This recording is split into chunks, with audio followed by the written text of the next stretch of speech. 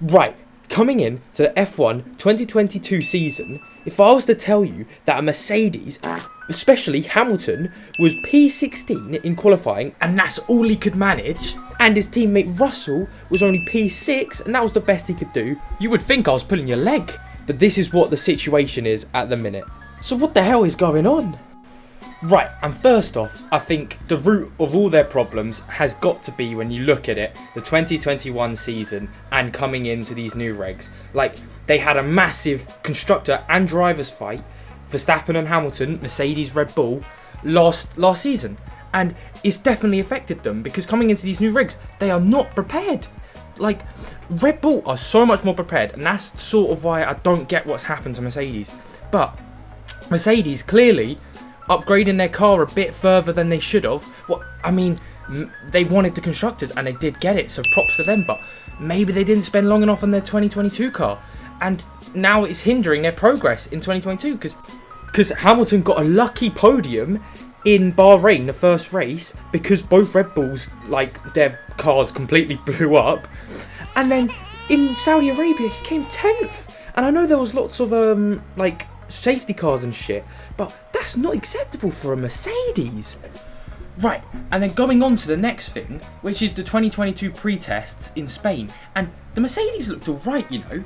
They had the second most laps with 393, they were the fastest on track timings, with Hamilton going a 1 minute 19.138, which was 4 tenths faster than Perez, the fastest time for Red Bull in Spain. But as we all know, and I think that's what happened in testing, it should not be the end all, because you never know who's sandbagging and not. And normally it's the Mercedes sandbagging, but no. Ferrari were the ones fucking sandbagging, I'm guessing then, because what the fuck's happened? Then Hamilton said in an interview that it's not been the easiest few days, but I'm happy with the testing results. So what happened? As Hamilton knew there was improvements to be made, but he was pretty chilled out with the Mercedes. He was like, this should still be like a race-winning car, he was thinking.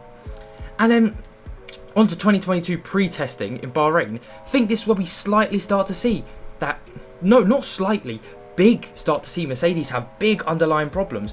They came in with a completely different side pod. I'll show the picture now. That means they fucked up massively somewhere. To come in and completely change your car, I don't know if any other team did that, but I know for a fact Red Bull and Ferrari didn't change that much on their car going into testing in Bahrain. And then to top it all off, even the timing showed Mercedes were not up there, as Russell's fastest time for Mercedes was a second slower than Verstappen's on the same tyre, with Russell doing a 1 minute 32.7. But, like, Russell said even in an interview on day 3 of testing in Bahrain, that if we're talking about the reliability of the car, he said from that perspective it was positive.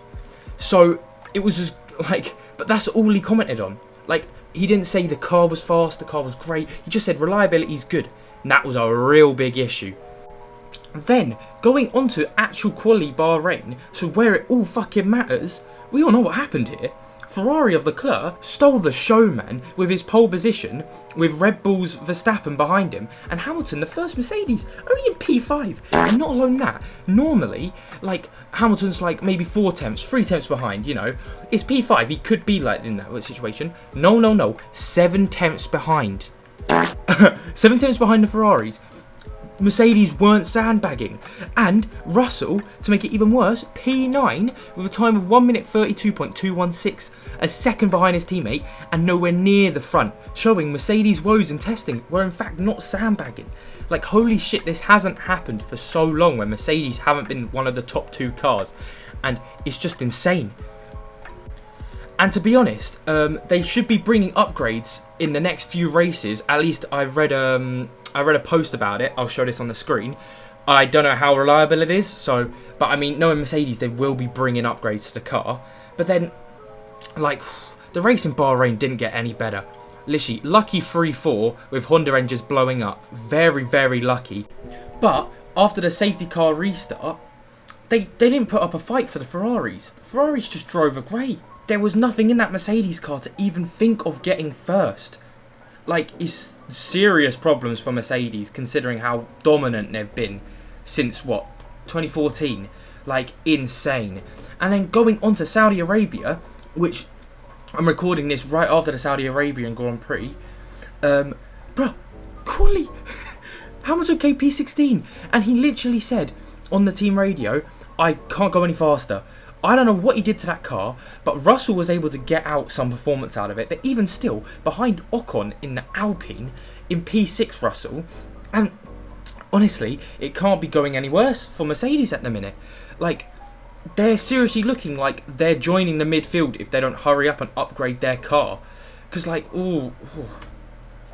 But yeah, and then even in the race, Hamilton, it looked like he was doing well. Like, he got back up to 6th behind Russell in 5th. And then, but he hadn't pit. He hadn't pit, so of course then he had to pit. And then he only managed P10, 1 point. And like, remember, this is the team where Hamilton in Brazil came from last in the sprint race to 5th, I think. Then got a 10-place grid penalty, 15th to 1st. Like, this is Mercedes we're talking about.